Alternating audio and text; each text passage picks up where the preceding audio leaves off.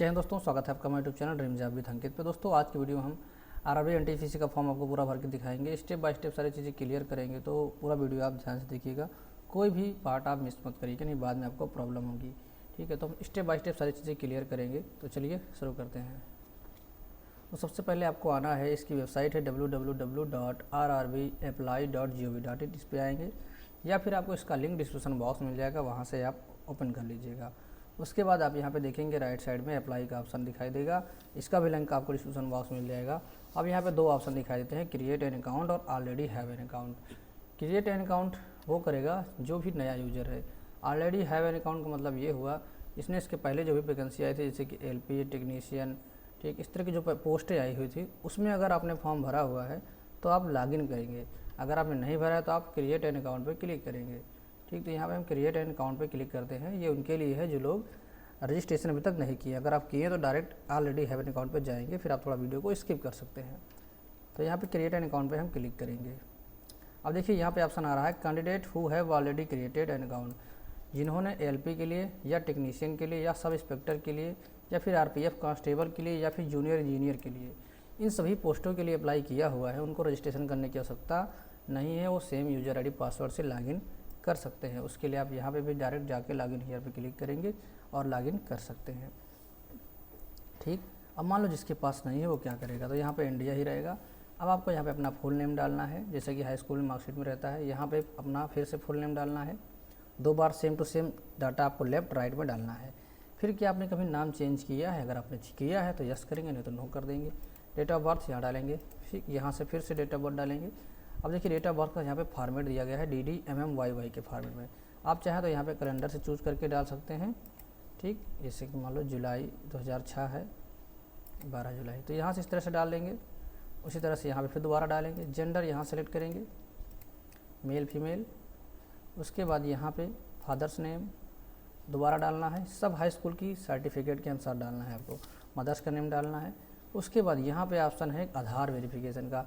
अभी इसके पहले जो लोग फॉर्म भरे थे उनका आधार वेरिफिकेशन हो रहा है। जो लोग डाले थे कि I have not Aadhaar card, ठीक है, उनको आधार कार्ड डालना पड़ा है। तो यहाँ पे अपना आधार कार्ड डालेंगे, वेरीफाई यूजिंग आधार पे आप क्लिक करेंगे, आपका आधार वेरीफाई हो जाएगा। आधार से सारी डिटेल मैच करा ली जाएंगी। उसके बाद आपको यहाँ पे ईमेल आईडी डालनी है, OTP जनरेट OTP करना है। ईमेल पे OTP जाएगा और फिर उसके मोबाइल नंबर डाल के जनरेट OTP करेंगे, एक OTP आपके मोबाइल पे जाएगा। फिर आप यहाँ पे पासवर्ड बनाएंगे। देखिए पासवर्ड यहाँ पे बनाना है। पासवर्ड का हिंट आपको यहाँ पे दिखाई देगा, यहाँ दिया है password should be combination of capital letter, small letter, special character and number. मैं हमेशा आपको पासवर्ड बताता हूँ किस तरह से बनाना है। चलिए आज भी बताते हैं। अभी मैं आपको वर्ड खोल के इस पर दिखाता हूँ किस तरह से पासवर्ड बनाना है आपको। जैसे कि देखिए यहाँ पे कैसे पासवर्ड बनाना है। थोड़ा सा फॉन्ट को बड़ा कर लेते हैं। पहला अक्षर हम यहाँ पे करेंगे कैपिटल, जैसे कि मान लो मेरे केस मेरा नाम अंकित है, @123। एकदम सिंपल पासवर्ड है ये, आराम से ले लेगा। एक अक्षर कैपिटल है, बाकी स्मॉल है, स्पेशल कैरेक्टर है 1 2 3 है। इसके अलावा आप चाहे तो आप बना सकते हैं PASSS @123। आप चाहे तो @ की जगह पे हैश भी रख सकते हैं, कोई दिक्कत नहीं है। इस नंबर की जगह आप कुछ भी लिख सकते हैं जो आपका मन हो। ठीक है, 4 5 6 भी लिख सकते हैं, वो आपके ऊपर है, आप जो चाहे। सबसे सिंपल पासवर्ड ये रहता है, सभी फॉर्म में एक्सेप्ट हो जाता है। ठीक, इसको डालेंगे, दोनों में आपको सेम पासवर्ड डालना है। फिर यहाँ पे जो कैप्चर कोड दिया है 6250, इसको डाल के प्रीव्यू करेंगे एंड क्रिएट एन अकाउंट पे क्लिक करेंगे। फिर आपको पूरा फॉर्म का प्रीव्यू दिखेगा, जो आपने डिटेल यहाँ पे फिल की हुई है उसको एक बार मैच करा लीजिए और उसके बाद क्रिएट एन अकाउंट पे आप क्लिक कर दीजिए। फिर क्या होगा, आपका रजिस्ट्रेशन कंप्लीट हो जाएगा। फिर आप यहाँ पे आएंगे sign in to your account. अब आप अपना रजिस्ट्रेशन संख्या, ईमेल आईडी, यहाँ पे देख सकते हैं मोबाइल नंबर या ईमेल आईडी, 2 ऑप्शन आ रहे हैं। आप दोनों में से किसी का भी यूज़ करके लॉगिन कर सकते हैं। ईमेल आईडी डालनी है, आप पासवर्ड जो आपने बनाया है उसको डालना है, नीचे कैप्चर कोड जो पड़ा हुआ है इसको डालना है और लॉगिन पे क्लिक करेंगे। तो चलिए हम क्लिक करते हैं। अब दोस्तों देख सकते हैं यहाँ पे हम लॉगिन हो चुके हैं। अब आपको यहाँ पे जब पहली बार आप लॉगिन करेंगे तो आपको बहुत सारे यहाँ पे इंटरफेस दिखाई देंगे। एक जनरल इंस्ट्रक्शन का है, ऑनलाइन एप्लीकेशन का, एप्लीकेशन हिस्ट्री का है। ऑनलाइन एप्लीकेशन से हम फॉर्म को भरेंगे, एप्लीकेशन हिस्ट्री से हम फॉर्म के हिस्ट्री को देखेंगे, हमने कौन कौन से फॉर्म इससे पहले अप्लाई किया हुआ। जैसे कि मेरे केस में अगर मैं इसको चेक करूँ तो एप्लीकेशन हिस्ट्री पे जाएंगे तो देखेंगे कि मेरे पास यहाँ पे हमने एक फॉर्म को अप्लाई किया हुआ है, इसका नाम है टेक्नीशियन ग्रेड 3। इसको देखना चाहते हैं तो यहाँ से देख सकते हैं। तो अभी नया फॉर्म अप्लाई करने के लिए हम ऑनलाइन एप्लीकेशन पे क्लिक करेंगे। अब इसके बाद आप देखेंगे यहाँ पे आपके सामने आ जाएगा जो भी वैकेंसी चालू रहेंगी। देखिए यहाँ पे आया है NTPC popular category graduate post, ठीक। उसके बाद यहाँ पे नीचे आ रहा है पैरामेडिकल पोस्ट, तो मुझे ऊपर वाले के लिए अप्लाई करना है, तो यहाँ पे मैं क्लिक करूँगा। अब यहाँ पे सबसे पहले हमको चूज करना है कौन से जोन से आप फॉर्म भरना चाहते हैं, ठीक। तो वो जोन आप यहाँ से चूज करेंगे। जैसे कि मान लो मैं प्रयागराज से भरना चाहता हूँ, मैं हमेशा प्रयागराज से ही भरा हूँ, मैं प्रयागराज ही सिलेक्ट करूँगा।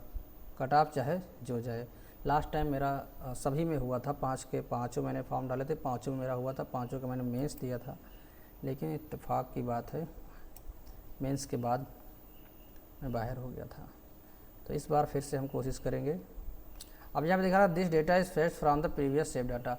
जो आपने रजिस्ट्रेशन करते समय डिटेल आपने फिल किया था, सारा डिटेल उसी से आ जाएगा, आपको कुछ भी यहाँ पे फिल करने की ज़रूरत नहीं है। तो इसको यहाँ से हम कट कर देते हैं। अब दोस्तों बाकी की सारी डिटेल हमारी एज इट इज़ वही है। यहाँ पे एक ऑप्शन आ रहा है मदर टंग सेलेक्ट करने के लिए, तो मदर टंग में मैं हिंदी डाल दूँगा, यानी मातृभाषा आपको सेलेक्ट करना है। उसके बाद नीचे के डिटेल आपको फिल कर देने हैं वैसे के वैसे। दोस्तों कुछ चीज़ें हम यहाँ पे क्लियर कर देते हैं, हो सकता है आप में ना आए, चूँकि आप न्यू फॉर्म भर रहे हैं। तो यहाँ पे सबसे पहले आपको मैरिटल स्टेटस आएगा, तो हम यहाँ पे अनमैरिड किए हुए हैं। रिलीजन आ जाएगा हिंदू हो जाएगा, मदर टंग हमारी हिंदी है। उसके बाद एग्जामिनेशन में कौन से लैंग्वेज में आप पेपर देना चाहते हैं उसको हमने हिंदी रखा है। फिर permanent visual marks for identification, यानी पहचान चिन्ह आपको डालना है। तो मेरे यहाँ पे है कट मार्क ऑन फोरहेड मैंने डाला है, मोल ऑन नेक है वो हमने डाला है। आपके इसमें जो भी होगा, जहाँ पे तिल है, कोई घाव का निशान, वो आप डालेंगे।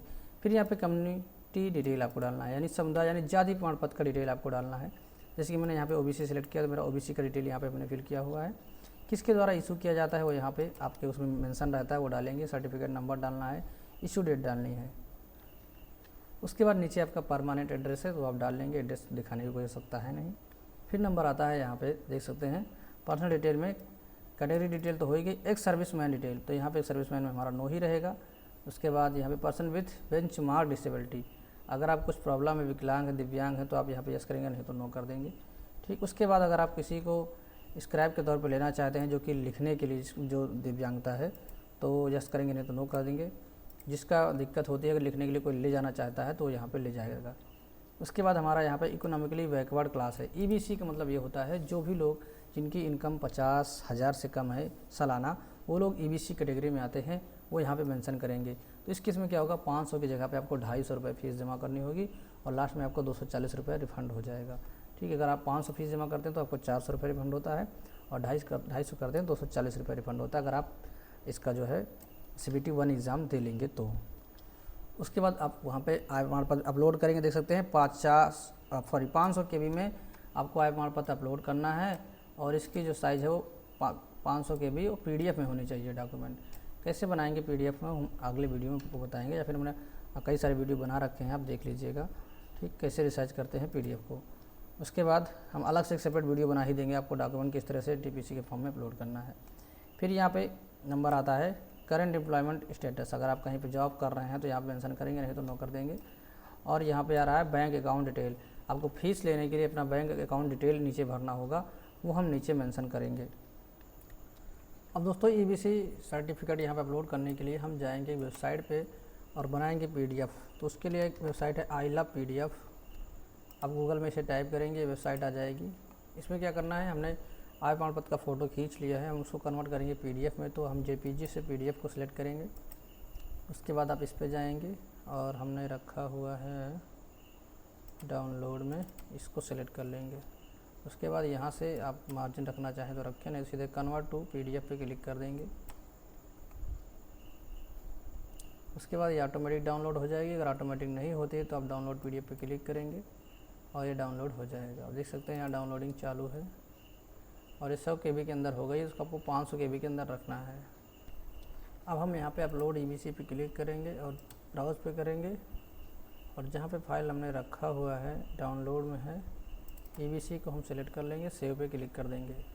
अब देखेंगे यहाँ पे डॉक्यूमेंट अपलोडेड सक्सेसफुली आपको दिखाई दे देगा। अब हम आगे चलते हैं। अब अगला नंबर है यहाँ पे क्वालिफ़िकेशन का, एजुकेशन क्वालिफिकेशन में यहाँ पे हमने हाई स्कूल का डिटेल फिल किया हुआ है। आप चाहें तो यहाँ से एडिट कर सकते हैं या फिर से डिटेल डालना चाहें तो यहाँ से डिलीट करके भी डाल सकते हैं। अब उसके बाद यहाँ पे जो हम लोग फॉर्म भर रहे हैं NTPC का, इसके लिए ग्रेजुएशन की आवश्यकता होगी, तो यहाँ पे हम बैचलर डिग्री पे क्लिक करेंगे। उसके बाद यहाँ पे बैचलर डिग्री ऑटोमेटिक आ जाएगा। सब्जेक्ट स्ट्रीम आप डालेंगे, कौन से सब्जेक्ट यानी किस स्ट्रीम से आपने पास किया हुआ है, तो यहाँ पे हम आर्ट्स डाल सकते हैं। उसके बाद यहाँ पे आप किस राज्य से आपने ग्रेजुएशन किया है वो मेंशन करेंगे। उसके बाद यहाँ से कौन से ज़िले से किए हैं, फिर कॉलेज या यूनिवर्सिटी का नाम आप यहाँ डालेंगे। CSJMU कानपुर हम डाल दे रहे हैं। फिर रिज़ल्ट आपका किस तारीख को यहाँ पे डिक्लेयर हुआ वो डालेंगे। उसके बाद यहाँ पे डालेंगे जो यू हैव टाइपिंग प्रोफिशिएंसी, तो हम यस करेंगे, हमें पास टाइपिंग की यहाँ पे जानकारी है। उसके बाद यहाँ पे हम मैट्रिकुलेशन या SSLC सर्टिफिकेट, यानी यहाँ पे आपको हाई स्कूल का सर्टिफिकेट अपलोड करना है। ठीक, ग्रेजुएशन का नहीं मांगा गया है, यहाँ पे हाई स्कूल का मांगा गया है, इसको हम अपलोड करेंगे। उसके बाद ऐड पे क्लिक कर देंगे। और जो ये सर्टिफिकेट है ये भी आपका 500 KB PDF में ही होना चाहिए, तो इसको भी हम PDF में बनाएंगे वैसे ही। अब दोस्तों यहाँ पे हमारे 10th फाइल ये भी रेडी हो गई, 120 KB में है। अब दोस्तों हम अगले स्टेप पे आ गए हैं। Photo and signature are automatically fetch from the last saved of the candidate who applied RRB in 2024। इसके कहने का मतलब ये है कि अगर आपने फॉर्म इसके पहले भरा हुआ तो आपका फ़ोटो सिग्नेचर उससे ही ले लिया जाएगा। अगर आपने नहीं भरा है तो आप रिसेंट फ़ोटो अपलोड करेंगे 6 महीने के पहले का। तो यहाँ से हम इसे कट कर देते हैं। अब दोस्तों यहाँ पे आपको ध्यान देना है, हमारा फ़ोटो साइन अपलोड हो चुका है।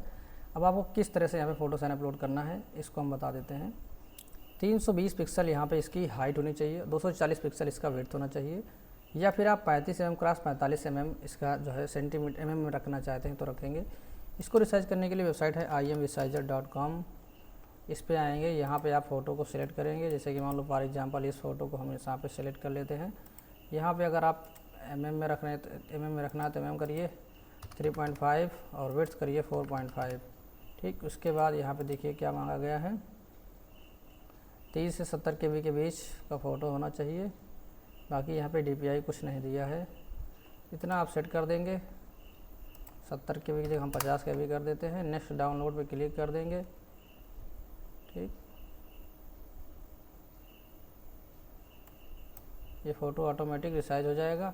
फिर इसको अपलोड कर लीजिए। इसी तरह से यहाँ पे सिग्नेचर में क्या करना है, 60 पिक्सल आपको हाइट रखनी है, 140 पिक्सल यहाँ पे विड्थ रखनी है। इसको अगर आप सेंटीमीटर में mm में कन्वर्ट करना चाहते हैं तो 50 क्रॉस 20 mm। तो यहाँ पे हम क्या करेंगे उस केस में 50 क्रॉस 20 mm आएंगे।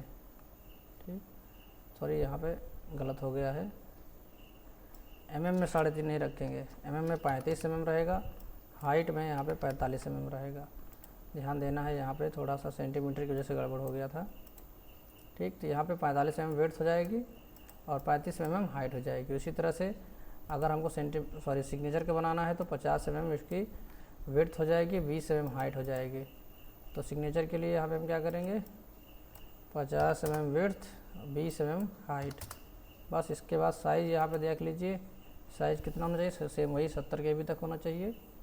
तो इसको हम यहाँ से वही रहने देंगे। नेक्स्ट डाउनलोड पे क्लिक करेंगे, आप देखेंगे सिग्नेचर का साइज़ आपका रिसाइज हो जाएगा। इस तरह से आप दोनों चीज़ अपलोड कर लेंगे और सेव एंड नेक्स्ट करेंगे। अब यहाँ पे देख सकते हैं ये applicant photo signature uploaded successfully का मैसेज आ चुका है। अब यहाँ पे वैकेंसी आ रही है, कौन कौन सी वैकेंसी अप्लाई कर सकते हैं हमारी योग्यता के अनुसार। तो यहाँ पे जो हमने चूज़ किया है उस जोन में 1 2 3 4 है, तो यहाँ पे सभी पे हम प्लस कर देंगे। आप पहले नंबर पे कौन सा रखना चाहते हैं वो आप चूज करेंगे। तो यहाँ पे हम पहले नंबर पे यहाँ पे रख देते हैं। उसके बाद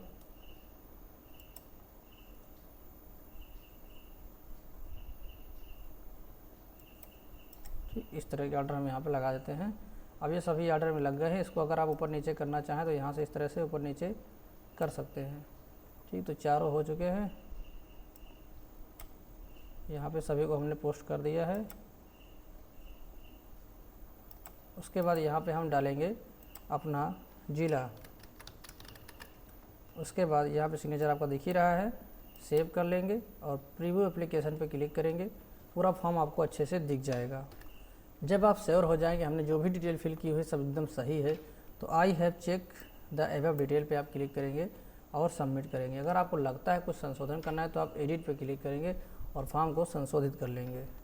अब इसके बाद आप पेमेंट करेंगे। जब आपका पेमेंट सक्सेसफुल हो जाएगा तो यहाँ पे दिखाएगा पेमेंट सक्सेसफुल हो चुका है। आपका यहाँ पे नाम आएगा और उसके बाद ईमेल आईडी, मोबाइल नंबर सब मेंशन हो जाएगा। इसको आप यहाँ पे एप्लीकेशन हिस्ट्री पे जाके देख सकते हैं और वहीं से आप प्रिंट आउट भी इसका निकाल सकते हैं। अब प्रिंट आउट निकालने के लिए अब यहाँ पे व्यू एप्लीकेशन पे जो आई का ऑप्शन दिख रहा है इस पर आप क्लिक करेंगे। अब इस तरह का आपको पूरा फॉर्म दिख जाएगा। यहाँ पे नीचे प्रिंट एप्लीकेशन का ऑप्शन दिखेगा, इस पर क्लिक करके अपना फॉर्म प्रिंट आउट निकाल के अपने पास रख सकते हैं। तो दोस्तों आई होप आपको यहाँ पे सारी चीज़ें हमने क्लियर किया है। अगर फिर भी कोई कन्फ्यूजन रह जाता है तो आप कमेंट बॉक्स में कमेंट करके पूछ सकते हैं। और जानकारी अच्छी लगी तो लाइक करिए, चैनल पर नए सब्सक्राइब नहीं किया तो कर लीजिए। मिलते हैं इस वीडियो में, तब तक के लिए बाय, टेक केयर, जय हिंद, वंदे मातरम। एनटीपी से संबंधित कोई भी जानकारी चाहिए तो आप कमेंट बॉक्स में कमेंट करके हमसे पूछ सकते हैं। तब तक के लिए बाय, टेक केयर, जय हिंद, वंदे मातरम।